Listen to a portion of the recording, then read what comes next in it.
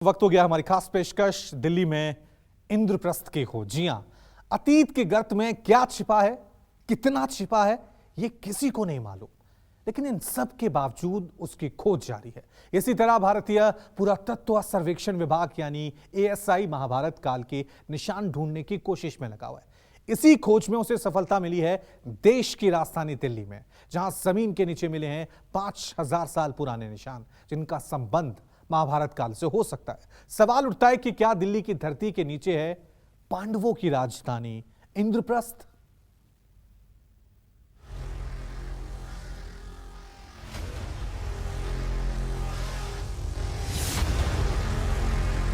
क्या दिल्ली का पुराना किला था पांडवों की राजधानी इंद्रप्रस्थ?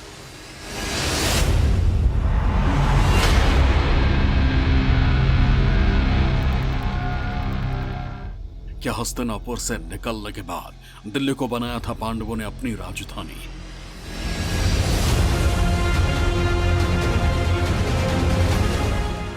पुराना किला और महाभारत का संबंध क्या है? धृतराष्ट्र की इसी घोषणा के बाद हस्तिनापुर दो भागों में बांटा गया था। एक हिस्सा दिया गया कौरवों को और दूसरा पांडवों को। पांडवों को हिस्सा दिया गया, उसका नाम था खांडवप्रस्थ।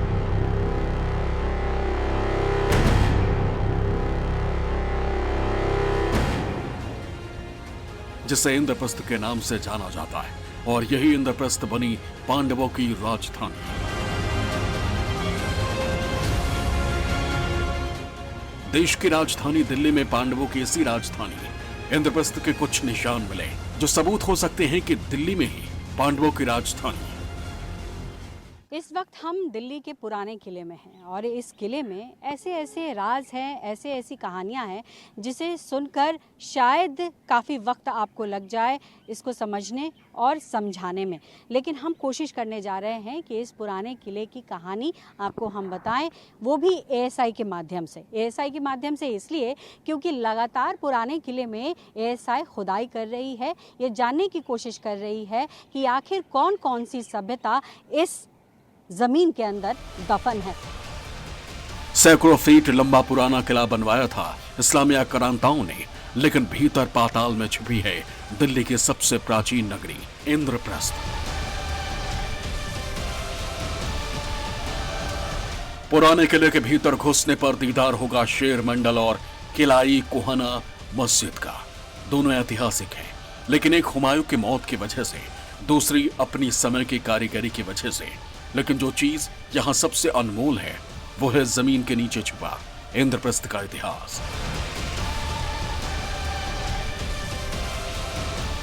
मेरे पीछे जो आप किला देख रहे हैं, इस किले की कहानी कुछ यूं है कि कहा जाता है कि हुमायूं का ये लाइब्रेरी हुआ करता था, यानी पुस्तकालय था, और यहाँ पर हुमायूं अक्सर आते थे और किताबों में उनकी काफ़ी रुचि थी, तो यहाँ बैठकर घंटों वो पढ़ते थे।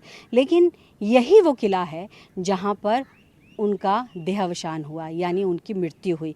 कहा जाता है कि जिस वक्त वो पढ़कर यहाँ से निकल रहे थे, तो जो अंदर सीढ़ियाँ बनी हुई थी, उन सीढ़ियों से वो फिसल गए और फिसलकर उसके बाद उनकी मृत्यु हो गई। हालांकि अब आप किले पर गौर करेंगे तो आपको यहाँ पर बंद दरवाजे या बंद दीवार दिखाई पड़ेगी, और ये अब मात्र पर्यटकों के लिए एक किला है, वो भी दूर से देखने के लिए, लेकिन इसके अलावा यहाँ पर कुछ भी नहीं है।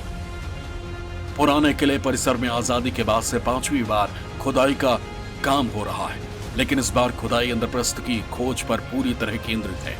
चंद दिन की खुदाई के दौरान हजारों साल पुराने अवशेष मिलना भी शुरू हो गए।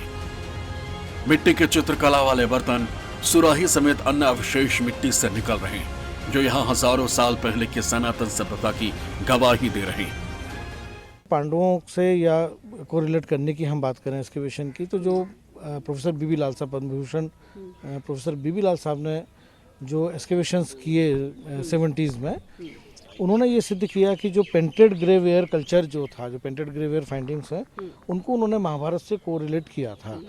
तो यहाँ यदि हम बात करें तो हमें एक लेबल से पेंटेड ग्रेवेयर के कुछ शर्ट्स हमको मिले हैं। पेंटेड ग्रेवेयर मतलब ये स्लेटी रंग का या ग्रे कलर की एक पॉटरी होती है जिसमें कुछ ज्योमेट्रिकल पैटर्न्स होते हैं, जैसे केवल डॉट्स हैं या लाइंस हैं या सर्कल्स हैं।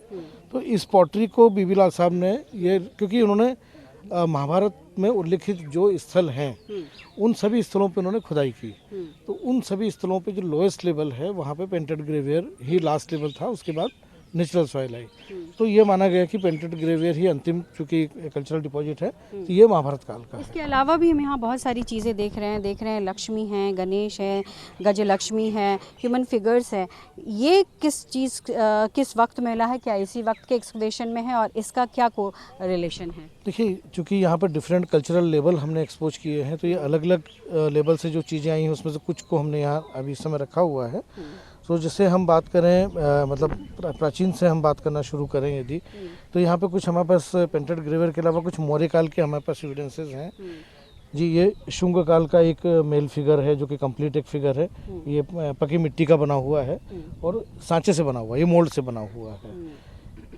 उसी प्रकार हम जैसे शुंग काल के बाद हम बात करते हैं कुषाण काल, तो ये अरिका नट शेप बीड है, इनको हम कुषाण काल से कोरिलेट करते हैं।